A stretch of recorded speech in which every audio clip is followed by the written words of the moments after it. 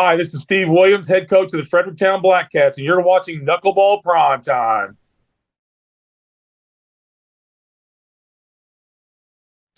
Chad Speaker here, joining you on Knuckleball Prime Time, and we do play-by-play on Parkland Sports Live this football season. First year that we've been able to do that, and we're having a great season so far through 2 games as we do these podcasts on the Barn Podcast Network. Chad Winch heading that up. We appreciate his great work, and I'm excited to be going to my first game of the year to do some play-by-play, and I'm excited to see these new Fredericktown Blackcats as well. I had a chance to talk to Steve Williams when he first accepted the Fredericktown Blackcat head coaching job last year, and we've already seen the Blackcats make some nice progress. And their reward, well, this week is they get to play the defending state champions, the Central Rebels. So, Coach Williams, first of all, I want to say congratulations on the win this past week. Not only a win, 13-0 over Herculaneum, but the first shutout that you guys have pitched in 5 years.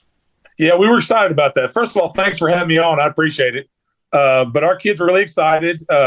We had a good week of practice, and we really felt like we were prepared to play in week 1, and we didn't really show up. We didn't play our best.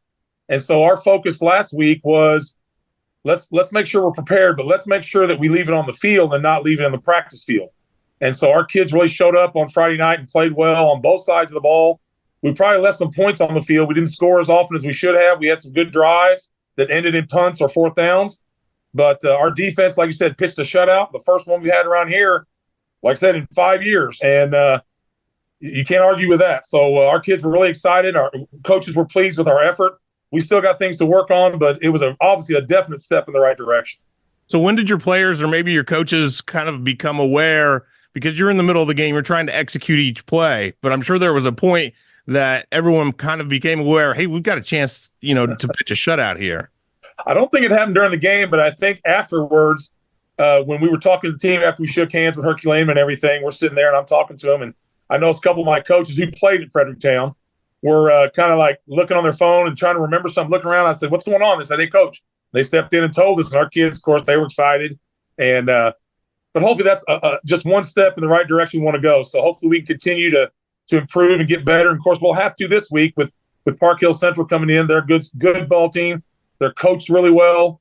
So it'll be a big challenge for us. We'll certainly get your thoughts on them as we move along here. But Coach, a turnaround doesn't happen overnight, right? It has to happen incrementally. You have to be able to compete, and then you have to learn to win, and then you keep going. But even though, like you said, maybe you weren't able to play your best game against Perryville in week number 1, but you were in it, 28-14.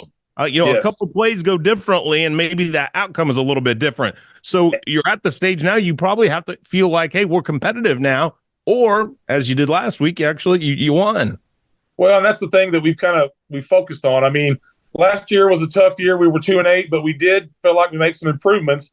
Obviously, we felt like we'd be improved this year from last year, and some of the goals you mentioned, we want to compete in practice and game, and to try and teach those kids that competition's good.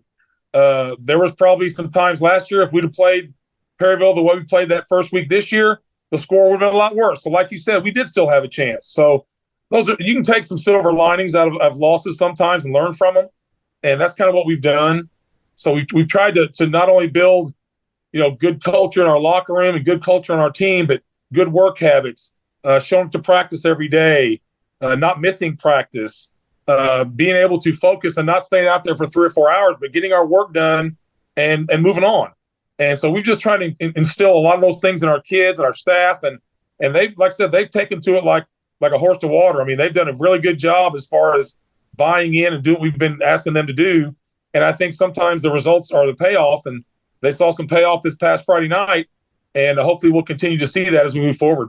I was going to ask you about kind of those building blocks and what you have to set in as the cornerstones, but I think you just answered that. Well, there's a lot of things you can do, and I've coached a long time, and I've seen a lot of things, and that's good for us because not that we were starting at the bottom, but we were starting at a point where, a lot of our kids played football, but didn't know if they were going to win, didn't really want to know how hard they wanted to work, and we just kind of challenged them to, number one, be a part of the team, and if you're a part of the team, that means you're in for everything. You're not just in when you want to be, and so the good news is that the vast majority of our kids last year stuck it out. We finished last year with I think 54 kids, which is the higher number they've had in Fredericktown for a while. I think the year before I came, they finished with maybe 30. Right now, we're sitting at 58, and those 58 are solid. We haven't lost a kid, for a while. And so they're all showing up. They're all working hard. So that's part of it.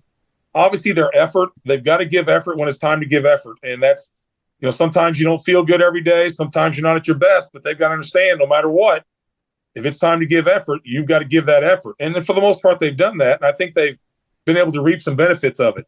We've tried to change the culture in our locker room as far as competition and camaraderie and things like that. We've got team houses, which is a program where we've got our team divided into 6 or 7 groups, and they compete against each other every day and everything. They clean the locker room in competition. They help out with chores, help out with gear. We'll have different, we had a rock, paper, scissors tournament one day. We had all kinds of different things, but we want to teach our kids that it's okay to want to win, and it's okay to compete to win. And so, but sometimes you're not going to win every time. And that's what we want them to understand. Even though you give your best, sometimes it's not going to work out. So it's been a learning process for all of us, but I'm really excited where we're at. We're not done by any stretch. We've got a long ways to go, but I'm excited with the progress we're making in those areas. Back when you and I went to school, they called that being responsible and competitive, but now the word is culture. Now they call it culture.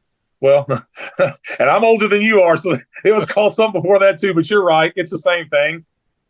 You don't have to necessarily like each other, but you better respect each other, and you got to play for each other.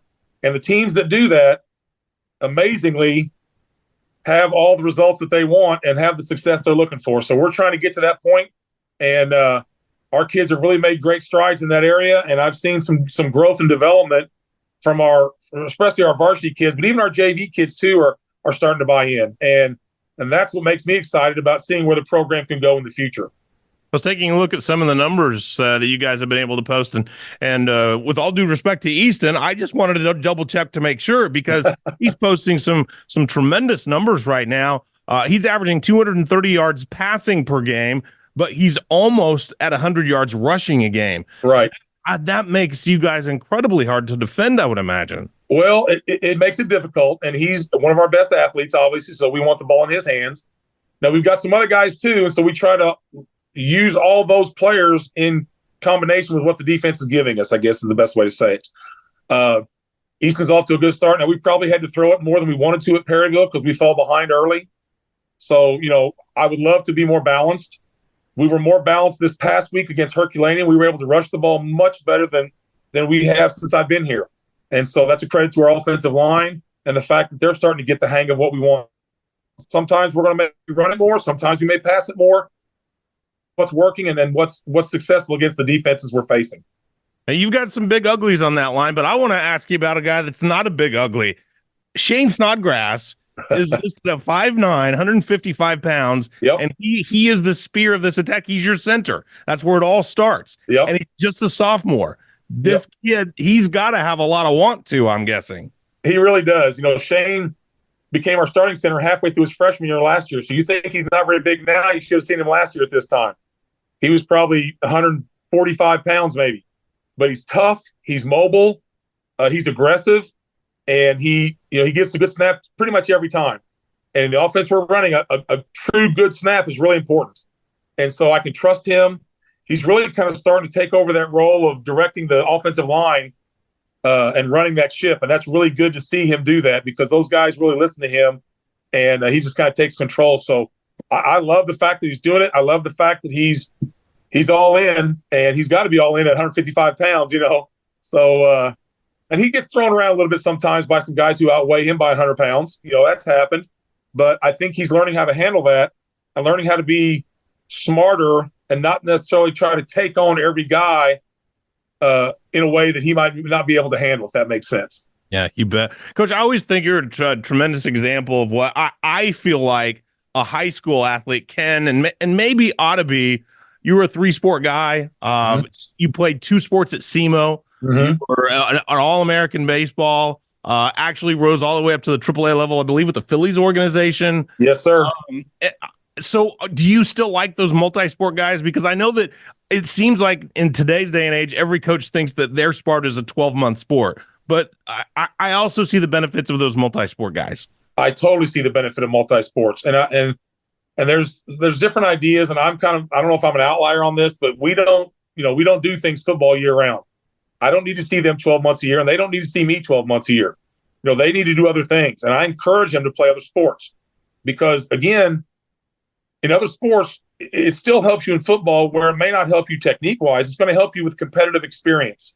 So the guy that has to go make those 2 free throws with 2 seconds left in the game is the same guy that may have to catch a pass to win a game.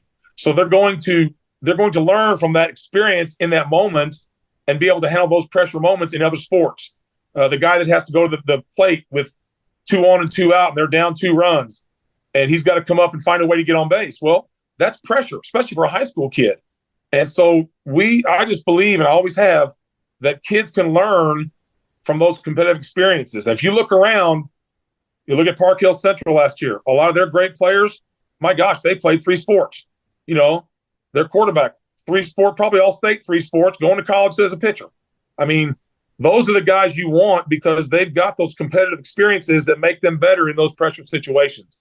And so I'd be a hypocrite if I said, hey, I don't want you guys to play other sports, because I did. So I want them to enjoy that. I want them to have those experiences and benefit, and it helps our school. I mean, there's nothing wrong with that either. So I'm a big believer in playing more than one sport. Fredericktown head coach joining us on Knuckleball Prime. We're talking Blackcat football, and we'll have play-by-play video and audio of their game against Central coming up this Thursday night. We'll have part of this, of course, on the pregame show as well. Coach, let's talk about the Rebels, because you mentioned that great class, all those great athletes that they had last year. So they all leave, right? So Central's ripe for the picking. Well, maybe I don't not. know if I'd say that. Maybe not. The Rebels are looking pretty good here early on. Yeah, they're good. They've still got good players. They've got great coaching staff. Coach Schweiss and his staff does a very good job preparing on both sides of the ball. And like I said, they've got plenty of good athletes and good players over there that obviously we've been looking at and trying to plan for, and trying to figure out a way to attack them. They do a really good job running the football, obviously. They've got, obviously, their all-state linebackers, probably an all-state running back in another offense. He's playing quarterback, but he can do it both too. So, I mean, they've got plenty of good players on both sides that we're going to have to play really, really well to compete with on Thursday night. Talking about Jackson Jones, and he looks a little bit like Easton Wood, your guy, because he's throwing for 148 a game. He's running for 111. So, yep. Same type of guy. And of course, as you said, he's a hammer of a middle linebacker for him as well. That's right.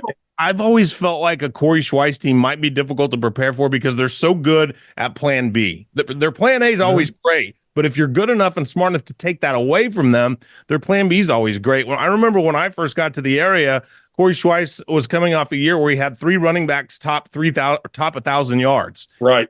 And then a few years later, Jake Bridges comes and destroys all the passing records. And then Casey Murphy does it again the next year. So I've always felt like they do a nice job there of taking their talent and then running the stuff that's best for that talent. Sure. So how do you scout for that? Well, and that's another concept that a lot of people, I don't know, I guess I'm set in my ways. I just believe that you got to put your kids in the most successful spot to be successful.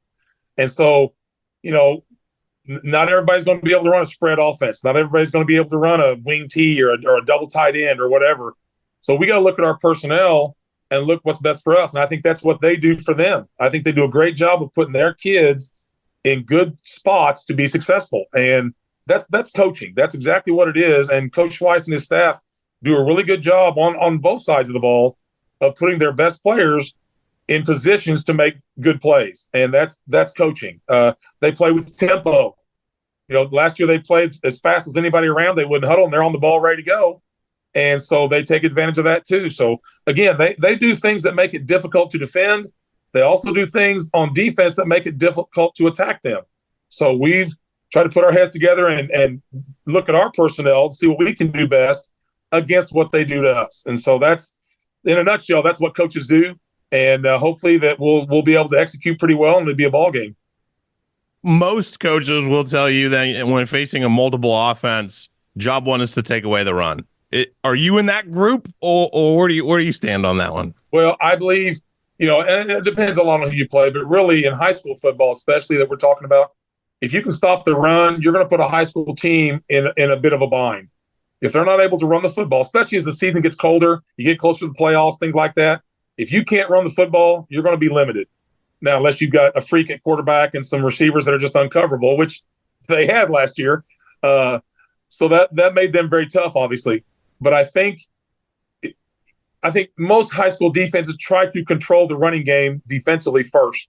And then if you put a team in a passing situation, you have adjustments as well. And I'm sure that's what they're going to try to do, and that's what we're going to try to do. And hopefully the Blackcats will show up and play solid on defense and give ourselves a chance to be successful. Coach, last winning season for Fredericktown, 2011. Last time you guys have knocked off Central, 2012, I beg your pardon. The last time you've knocked off Central, 2011. And I preface that not to bring up bad memories, but I wanted to ask you, do you embrace the history there and say, hey, we haven't done this in this long, and now look what we're going to do? Or do you ignore the history and say, we don't care what's happened in the past, we're concerned only about this team moving forward? How do you handle that? Pretty much, I don't worry about that until we make history. So, right now, like I said, I didn't know anything about the shutout, but our kids were just focused on playing together. And we focused all week about playing together as a unit and not trying to make every tackle yourself, but using your technique to maybe let somebody else make the tackle. And that's the first time since I've been here that we really did that, and it showed. And so then after the game, when you realize something special's happened, it kind of 2 and 2 makes 4. The kids kind of realize, oh, well, yeah, that we did what he said, and we did something really neat. Well, maybe that works. So hopefully our kids understand that we're not looking ahead. We're not looking into, we haven't done this since whenever. We're just trying to take care of us and make sure we execute and do what we're supposed to do. And then if something special happens down the road or in any game, then you celebrate it. And I think our kids have really kind of bought into the idea of not worrying about looking ahead to the playoffs, looking ahead to anything, because really, we've won one game. We're 1-1. We haven't done anything special yet. And I told the kids that. I said, okay, you won a game. The biggest game of the year is always the next game of the year. So it doesn't matter who you're playing. We could be playing, anybody else this week, and it would be the biggest game of the year because it's the next one. You don't want to look past it to another one. So just because it's Park Hill Central, yeah, they're a good opponent, and I'm excited about the challenge. And it is the biggest game of the year, but only because it's the third game of the year. After Thursday night, the biggest game of the year will be the next one. So we just try to approach it like that to keep our kids grounded, and hopefully they'll stay that way and then perform every week. When coaches retire, they say, oh, okay, now I have some time to spend with my family. You were a little different. You coached for so many years at Cape, 26 years? Is that right? Yes, sir. 26 or 28. I don't know. It runs together after a while. Then you moved away. Yes, sir. Tennessee? Yes, sir. Tennessee. You retired from Missouri. Yep. But you said, hey, here's a chance to coach football and come back where my family is, and I get to see family now more as well. So have you been able to enjoy that over the last year or so? I have. I really have. Like I said, when we left Cape in 2013, I had the opportunity to go to Smyrna, Tennessee, which is just outside of Nashville, and coach football there, and basically retire early in Missouri and go down there and make another salary, which I couldn't turn that down with 3 kids in college at the time. Now, we did miss a lot because our kids are still here in Cape and Jackson area. And so we did miss a lot. So when the opportunity came to come back with our grandkids now getting old enough to play, youth football and youth baseball and youth soccer and all that stuff, we didn't want to miss that. So we felt like it was just a good time to really come back. And then as we looked at the decision to come back, the job at Fredericktown was open. And, I still enjoy it. I'm not done coaching yet. I have coached a long time, and I'm an old guy, but I still enjoy it. I enjoy the kids. And I just thought that was a great opportunity to maybe bring something to a community that was really aching for something. And I can't tell you how much support I've had from my school, from my community up there, from our administration, from my assistant coaches, from the middle school. Everybody has got on board and done something to help us out. And the youth football league, I mean, you name it, everybody has pitched in somehow to help our program build. And I feel like we've got something going in the right direction now. And we want to continue that and continue to make Fredericktown relevant again in a way that they haven't been for a while. Coach, thank you so much for spending a few minutes with us. We appreciate your time. Great catching up with you, and we're really looking forward to the game. Appreciate me too. Thanks a lot. Go Cats. You betcha. Steve Williams, head coach of the Fredericktown Blackcats. The game on Parkland Sports Live. You're listening to our interview with Coach Williams here on Knuckleball Prime Time, part of the Barn Podcast Network.